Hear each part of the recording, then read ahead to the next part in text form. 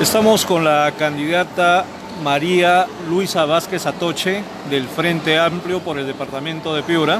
Vamos a conversar respecto a esta campaña que está llegando a su fin y queremos conversar con ella, preguntarle primero cómo así, se animó a participar en esta contienda electoral. Bueno, un cordial saludo a todos los seguidores del regional. Bueno, las motivaciones que he tenido para presentarme en estas justas electorales han sido básicamente dos. Primero, el hecho de tener una experiencia de más de 25 años en la salud pública de nuestra región, trabajando lo relacionado a salud materno-infantil, la provisión de agua potable en zonas rurales, la prevención de enfermedades como el Zika, el dengue y la chikungunya, el trabajo con personas afectadas por el VIH y la tuberculosis y también el trabajo sobre violencia contra la mujer. He tenido también trabajo a nivel como funcionaria pública en la Dirección Regional de Salud, fui directora ejecutiva de promoción de la salud y he trabajado con 3 municipalidades las metas de salud. De manera que toda esta experiencia que he podido capitalizar a lo largo de 25 años, creo que me dan bastante solvencia técnica como para poder ponerla al servicio de mi país. Eso por un lado, pero por otro lado también el contexto sociopolítico que hemos vivido en los últimos tiempos, de gran confrontación entre el Ejecutivo y el Legislativo, del oportunismo de muchos políticos de aprovechar el Congreso para blindar a personajes cuestionados, comprometidos con la corrupción, por un lado, y de otro lado, los lobbies que se armaron en el Congreso para favorecer a grandes empresas. Y creo que en ese sentido tengo una trayectoria de trabajo honesta, decente, y es necesario mejorar este Congreso. Entonces esas son las dos motivaciones más importantes que me han llevado a postular al Congreso de la República. María Luisa tiene una experiencia política o vivencias políticas porque su padre fue alcalde de Marcavelica. ¿Qué recuerdo le queda de esa etapa? Bueno, yo empecé a hacer campaña cuando mi papá postuló a la alcaldía a los 15 años. Desde esa época ya salíamos a las zonas rurales de Marcavelica, por ejemplo, a enseñar a la población cómo tenía que votar. Y posteriormente no he sido ajena al quehacer político, ¿no? He continuado algunas veces activamente y algunas veces con menos actividad. Promoví también una lista de concertación en algún momento para la Municipalidad Distrital de Marcavelica y he participado en algunos acontecimientos de nuestra vida política. He participado, por ejemplo, en acciones de vigilancia ciudadana en salud, la vigilancia del presupuesto participativo regional, la incidencia política sobre autoridades para generar ordenanzas municipales, programar presupuestos para la inversión en salud.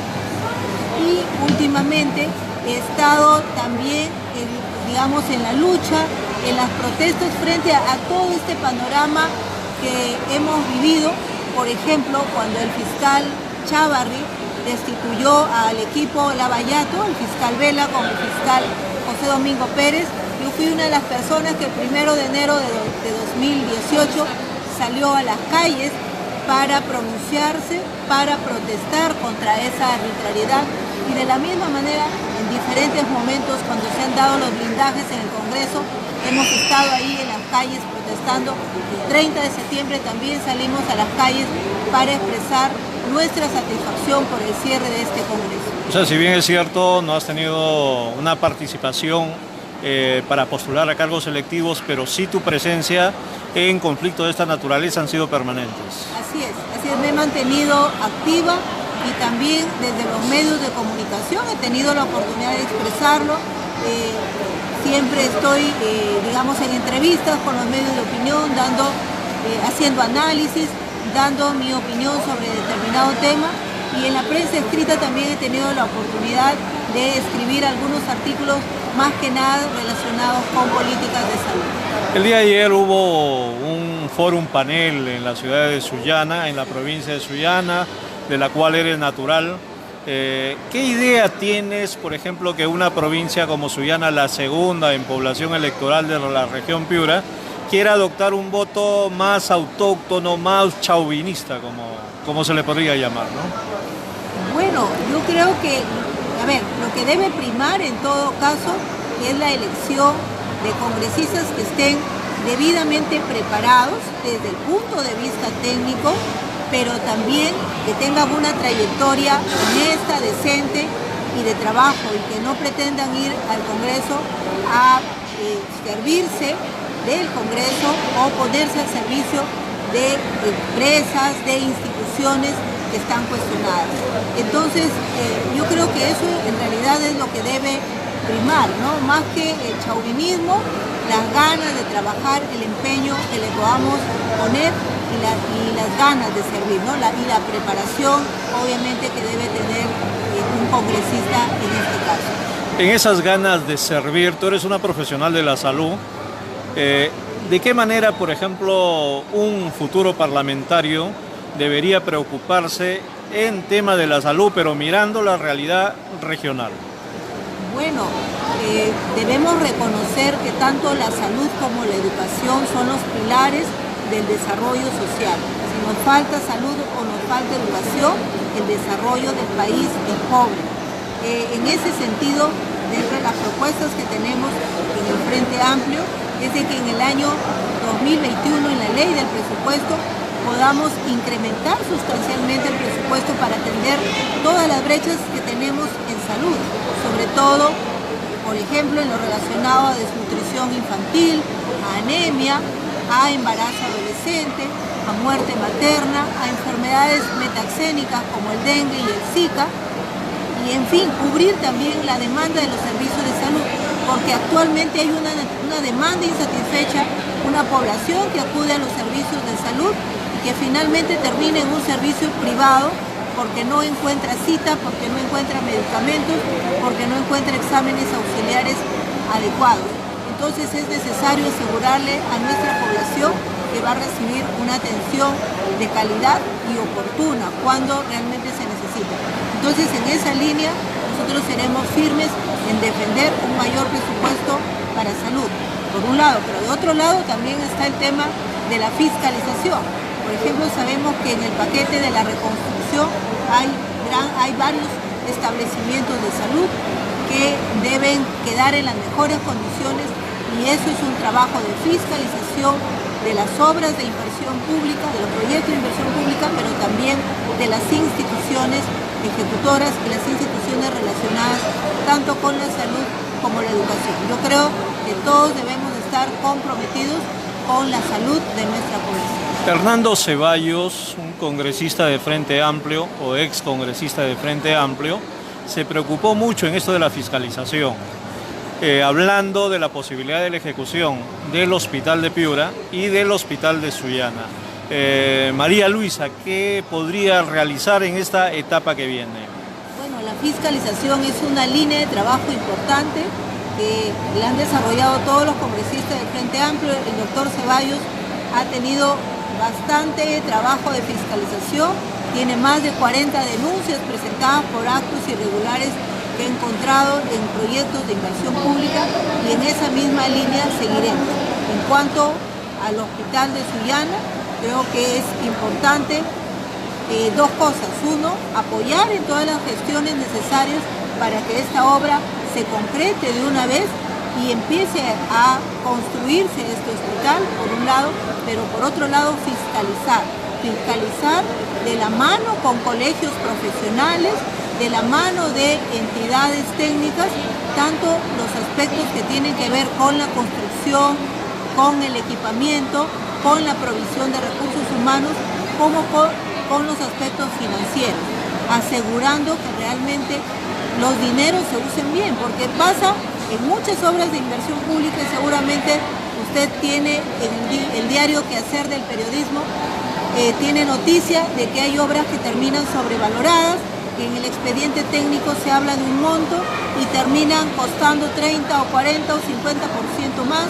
Vienen las famosas adendas, a veces pagos por obras que no han avanzado en el mismo nivel, en el mismo porcentaje sobre el cual se está informando.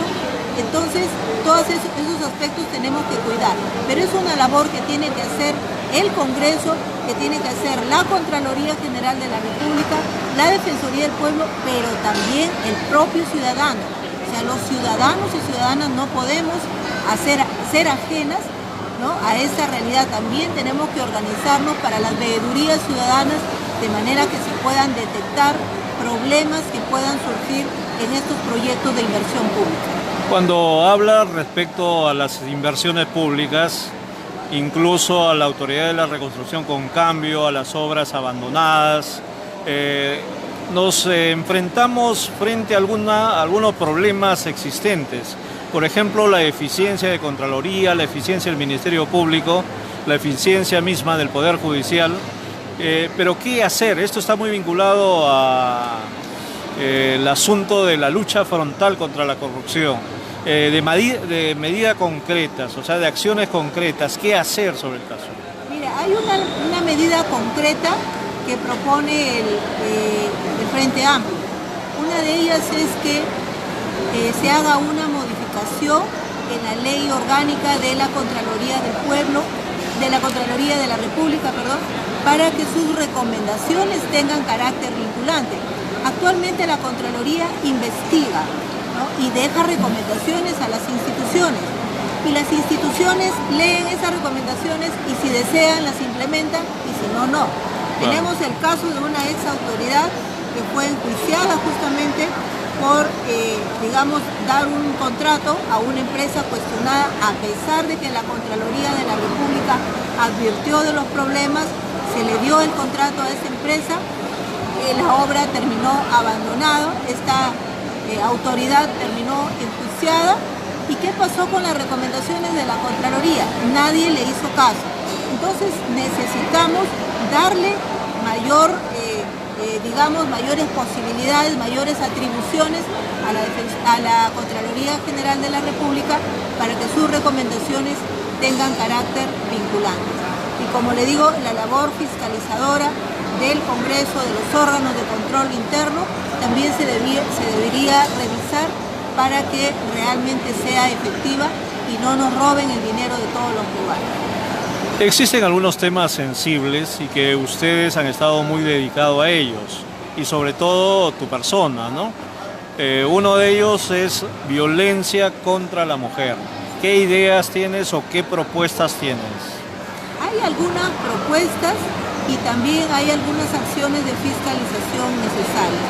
Dentro de las propuestas tenemos una que es una ley para proteger a la infancia y a la niñez, ya, de la violencia en el entorno educativo. Por ejemplo, sabemos que en las instituciones educativas se dan casos de violencia, se dan casos, por ejemplo, de tocamientos indebidos, sobre todo de niñas, y es necesario proteger, separar de los colegios a los acosadores, ¿no? Y eso necesita un marco legal, porque ahora lamentablemente se protege mucho a los agresores, y las niñas y adolescentes quedan desprotegidas y quedan en contacto con el agresor. Otra ley que nosotros tenemos dentro de nuestro plan de trabajo es la ley contra el acoso político a las mujeres. Sobre ese tema hay varias propuestas ya, ¿no?, del Frente Amplio, hay propuestas del propio Jurado Nacional de Elecciones y de otros congresistas, y es necesario de una vez ya,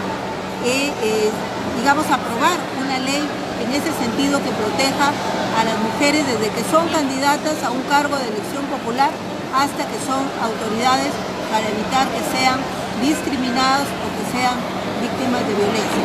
Por otro lado, también tenemos una propuesta legislativa para regular todo lo relacionado a la violencia contra la mujer y contra poblaciones LGTBI, lesbianas, gays, trans, a través de las redes sociales.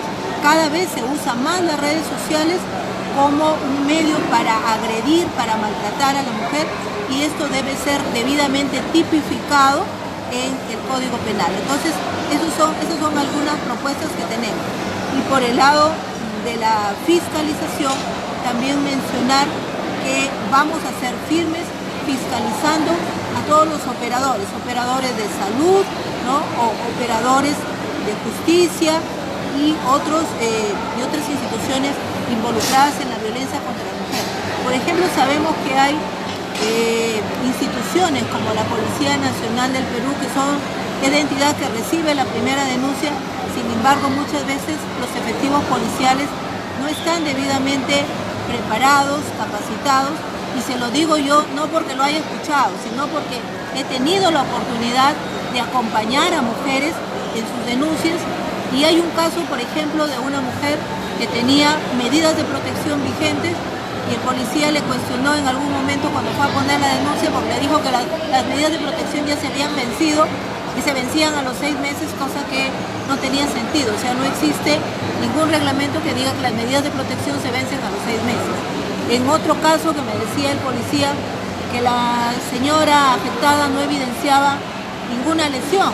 Te digo, pero bueno, es que eso es una lesión psicológica, eso no se ve, eso se siente, eso se sufre.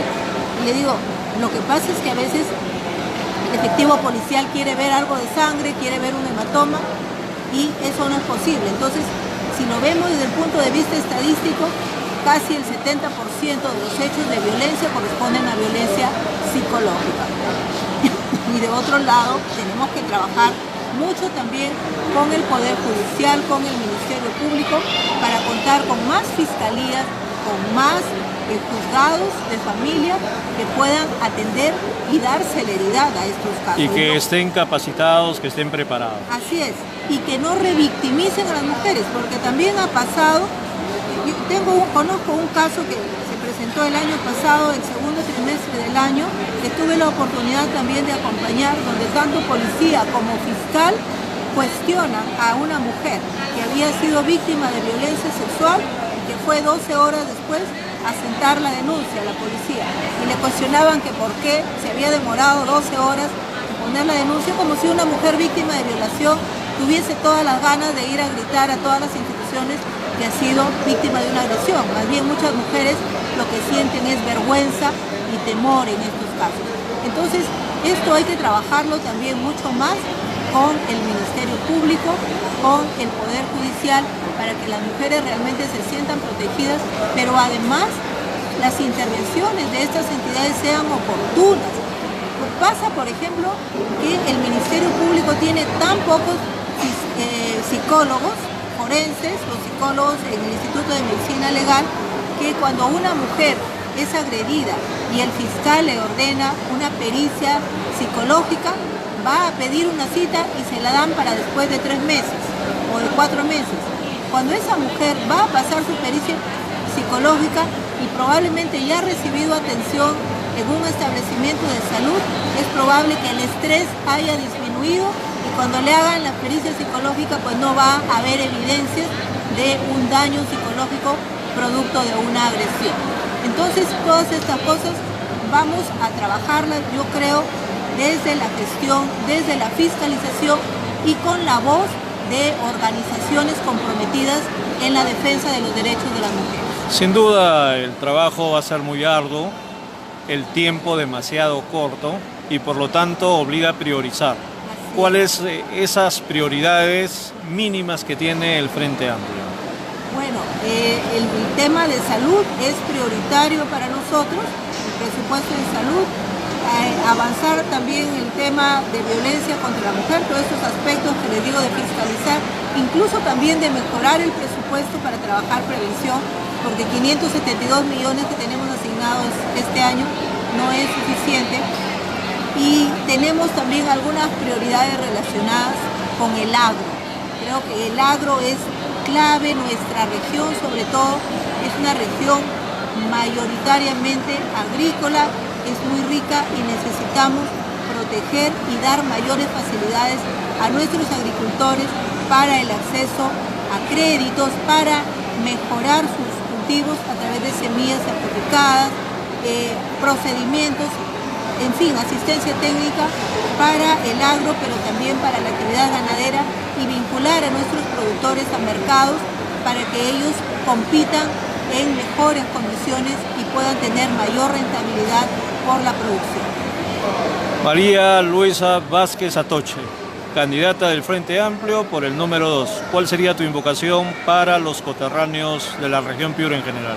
Bueno, primero mi invocación es que hagamos un poco de memoria sobre lo que ha pasado en nuestro país. Ya sabemos que hay partidos que han estado coludidos con la corrupción en el Congreso, hay partidos que han ido a exonerar a grandes empresas de impuestos cuando ese dinero lo necesitamos para construir centros médicos, lo necesitamos para construir colegios, para luchar contra la violencia hacia la mujer. Sin embargo, hay partidos que han ido más bien a defender los intereses de las grandes empresas. Ya sabemos quiénes son, no votemos por esos partidos. De otro lado, yo les invito a votar, a entrar a la plataforma Voto Informado del Jurado Nacional de Elecciones y buscar información de los candidatos, comparar unos con otros y ver cuál es su trayectoria, ver en qué han trabajado, si tienen experiencia y si tienen sentencias. En el caso del Frente Amplio no van a encontrar ningún candidato que tenga una sentencia o una mancha en su currículum. Y bueno, y en tercer lugar, el día de las elecciones, al momento de recibir la cédula de sufragio, ver que el Frente Amplio está en la primera fila de la cédula, porque así como estamos en la primera fila, vamos una a ser... ventaja considerable. Así es, pero eso también es un indicativo de que vamos a ser los primeros en la lucha contra la corrupción. Entonces no hay que buscar tanto, es muy fácil encontrar la flor del Frente Amplio en la primera fila. Entonces marcamos la flor y escribimos el número 2 al costado para darle su confianza a una mujer comprometida con el desarrollo social de nuestra región. Muchas gracias. Gracias a usted.